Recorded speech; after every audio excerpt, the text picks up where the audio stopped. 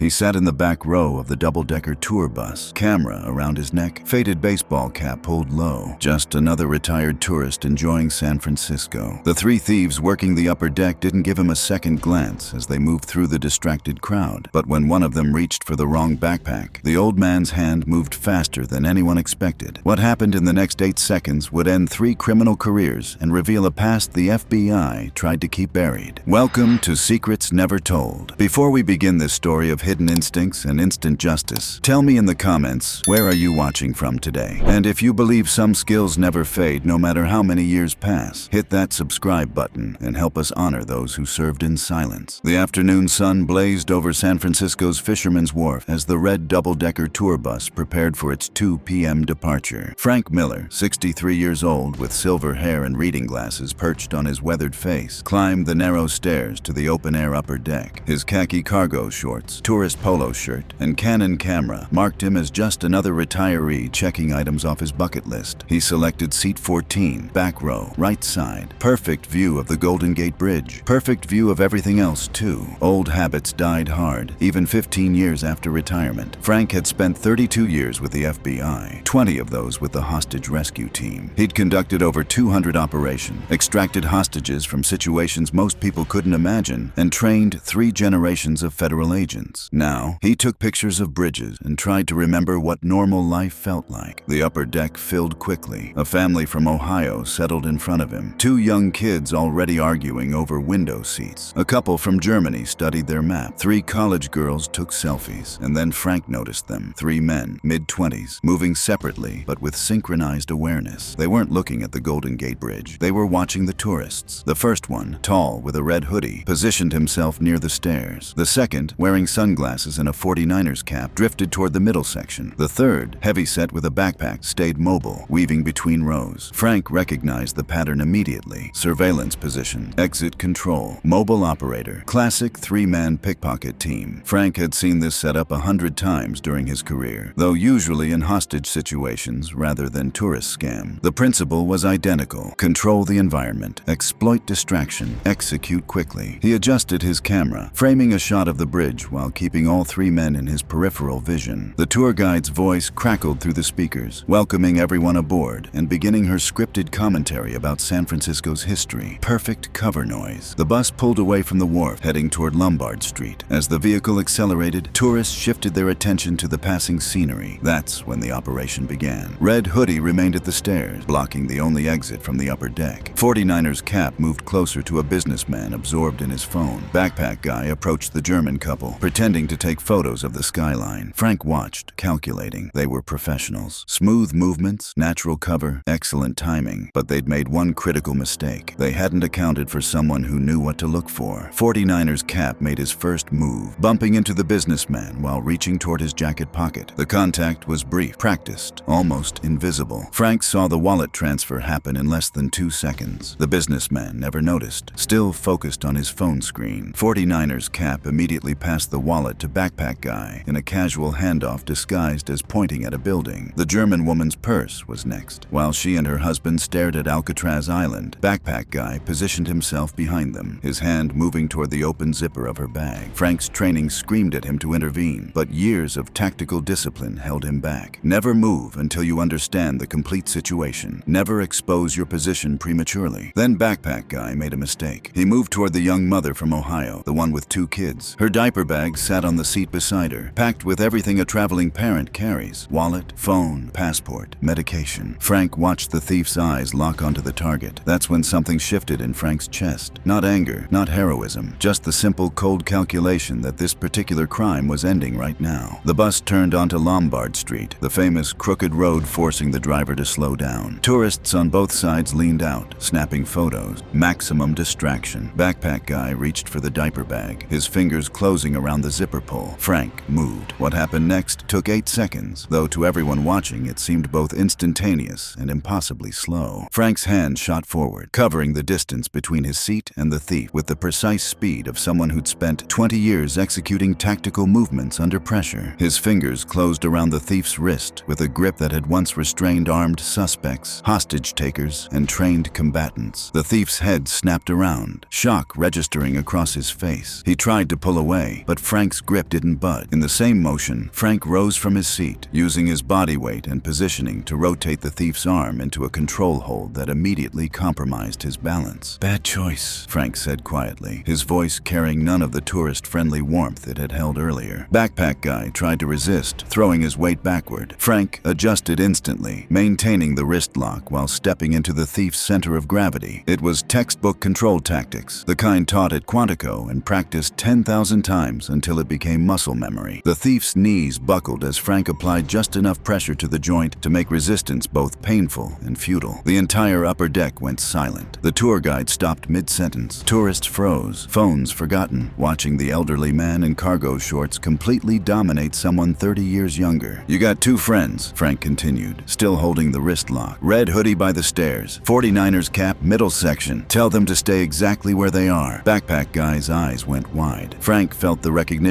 wash through the thief's body, the sudden understanding that he wasn't dealing with a random tourist. The thief's mouth opened, closed, then opened again. "Stay where you are," he shouted to his partners, panic cracking his voice. Red hoodie and 49ers cap froze, confusion evident on their faces. They'd been made, but they hadn't processed how or by whom. Frank could see them calculating their options. Rush him, try to escape, claim innocence. He'd seen suspects run through these exact mental gymnastics hundreds of times. "Driver!" Frank called out, his voice carrying the natural authority of someone accustomed to commanding situations. "Stop the bus and call SFPD. Tell them you have 3 suspects in custody for theft and organized retail crime." The driver, a heavy-set man in his 50s, glanced in his rear-view mirror, saw what was happening, and immediately pulled over. "Everyone stay calm," he announced, reaching for his radio. 49ers cap made his move, stepping toward the stairs, hoping to slip past Red Hoodie and disappear into the San Francisco streets. Frank saw it coming before the thief fully committed. "Don't," Frank said, making eye contact with 49ers cap. Something in Frank's gaze, something cold and absolutely certain, stopped the thief mid-step. "You run. You're just making it worse." The young mother from Ohio had finally processed what was happening. She looked at her diaper bag, then at Frank, then at the thief whose wrist he still controlled. "He was trying to rob me?" "Him and his friends," Frank confirmed, nodding toward the other 2. "They've been working the deck since we left the wharf." A murmur rippled through the tourists. The businessman checked his pockets, went pale, then started frantically searching his jacket. "My wallet," he said. "It's gone." Frank looked at backpack guy. "Left front pocket of your jeans. You took it 6 minutes ago near Fisherman's Wharf." The thief's face went from shocked to resigned. He was caught, completely and undeniably. Frank could see the calculation happening behind his eyes. Cooperate now or face additional charges for resisting. "Toss it to him," Frank instructed. Slowly, 2 fingers. Backpack guy complied, pulling the wallet from his pocket and tossing it back to the businessman, who caught it with trembling hands. Sirens approached, growing louder. 2 San Francisco Police Department patrol cars pulled up behind the bus, lights flashing. 4 officers emerged, hands resting on their service weapons, assessing the situation with practiced caution. "Upper deck," the driver called down. "Elderly gentleman has 3 suspects detained." Frank maintained his grip until he saw the officers ascending the stairs. Only then did he release the thief's wrist, stepping back with his hands visible, assuming the non-threatening posture of someone who'd worked with law enforcement his entire life. The lead officer, a woman in her 30s with sergeant stripes, took in the scene with sharp eyes. "Someone want to explain what's happening?" Frank gestured to the 3 thieves. "Organized pickpocket team. They've been working the tourists since departure. That one," he nodded to backpack guy, "has stolen property in his possession. Businessman's wallet, probably the German lady's cash, and possibly more from other passengers." The sergeant studied Frank for a long moment. "And you are?" "Frank Miller, retired FBI." He pulled out his wallet, showing her his retired credential. The badge still gleamed despite 15 years in a desk drawer. Recognition flickered across the sergeant's face. "FBI hostage rescue. 20 years." She nodded, a subtle acknowledgement passing between law enforcement professionals. "Figures. Only way someone your age puts a 25-year-old in a wrist lock without breaking a sweat." She turned to her officers. "Detain all 3. Pat them down. Collect any stolen property." As the officers moved in, reading rights and securing the suspects, the German woman approached Frank with tears in her eyes. "Thank you," she said, her accent thick with emotion. "I didn't even notice. My husband's medication is in my purse. If they had taken it, they didn't," Frank said gently, his voice returning to its earlier warmth. "That's what matters." The young mother was next, her kids clinging to her legs. "You saved us. I had everything in that bag. Our passports, our money for the whole trip." Frank knelt down to the kids' level, smiling. "Your mom's a smart lady for keeping everything organized. Made my job easier." As As the officers led the three thieves down the stairs, Backpack Guy looked back at Frank. "Who the hell are you, man?" Frank adjusted his baseball cap. "Just a tourist taking pictures." The sergeant returned, holding several wallets, phones, and cash that had been recovered from the suspects. "We'll need statements from the victims. Mr. Miller, I'll need a detailed account from you as well." "Of course." She handed him a business card. "Come by the station after your tour. And sir, thank you. These guys have been hitting tourist routes for months. We've had reports, but could never catch them in the act." As the patrol cars drove away with the suspects, the tour guide returned to her microphone, clearly shaken, but trying to restore normalcy. "Well, folks, that was certainly more excitement than our usual tour provides. Let's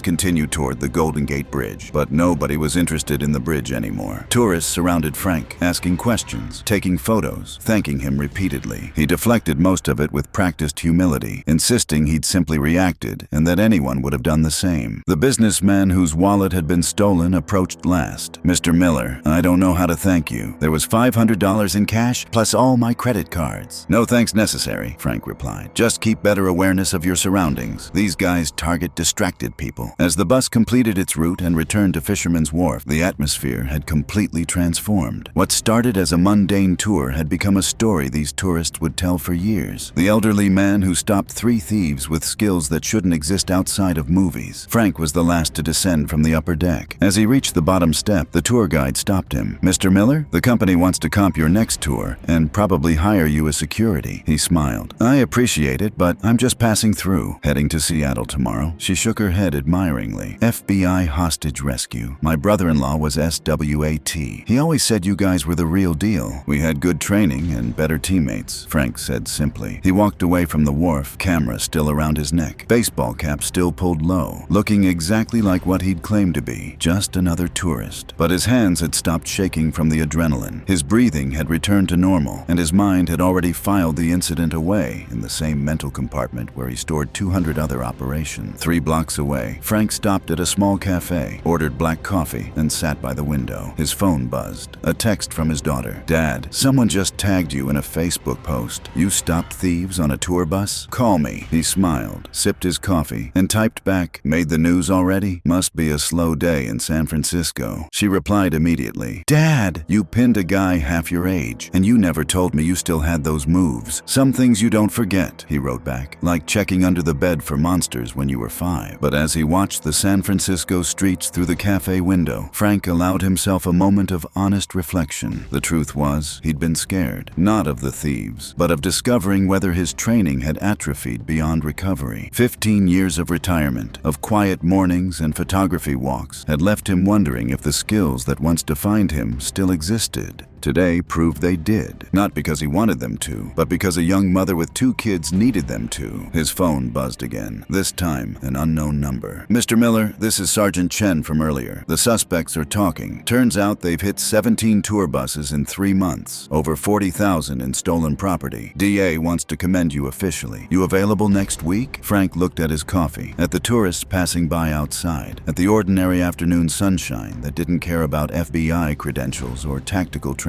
He texted back, "I'll be in Seattle. Send the paperwork there." Later that evening, Frank sat in his hotel room watching the local news. The anchor's voice filled the room. "A routine San Francisco tour bus ride turned into a dramatic citizen's arrest today when a retired FBI agent stopped 3 thieves in the middle of their operation." The screen showed shaky cell phone footage from one of the tourists. Frank watched himself move, saw the precision in his actions, the economy of motion that came from decades of training. He looked older than he remembered, his hair more gray, his movements perhaps slightly slower than they'd been in his prime. But the effectiveness remained unchanged. The news segment continued with interviews. The young mother from Ohio appeared on screen, her voice breaking with emotion. "He saved our entire vacation. Everything we had was in that bag. He didn't even hesitate." The businessman was next. "I've never seen anything like it. One second this elderly man is taking pictures. The next, he's got this criminal completely under control. It was like watching a movie." Sergeant Chen provided the official statement. Mr. Miller's intervention prevented what would have been significant financial loss for multiple victims. His training and experience were evident in how he handled a complex situation with 3 suspects. The San Francisco Police Department commends his actions. The anchor concluded, Frank Miller spent over 3 decades with the FBI, including 20 years with the elite hostage rescue team. Today, at 63, he proved that some skills never fade. The 3 suspects are facing multiple felony charges. Frank turned off the television and walked to the window. The city lights stretched out before him, thousands of lives intersecting in countless ways. Somewhere out there, a young mother was tucking her kids into bed, their vacation saved. A businessman was video chatting with his family, his wallet secure. A German couple was taking their medication without interruption. His phone rang. His daughter's face appeared on the screen. "Dad, you're a hero," she said immediately. "It's all over social media. My friends are asking if that's really you." "It's me," Frank admitted, though hero is a strong word for stopping some pickpockets. "Dad, you're 63 and you took down 3 criminals without even breaking a sweat. That's not nothing." Frank settled into the hotel room chair. "Sweetheart, I did what anyone with my training would do. Saw a problem, had the skills to address it, took action. Most people don't have those skills, Dad. And most people with those skills wouldn't use them after 15 years of retirement." She had a point. Frank had known plenty of agents who'd let their training deteriorate after leaving the bureau. The physical conditioning, the tactical awareness, the split-second decision-making,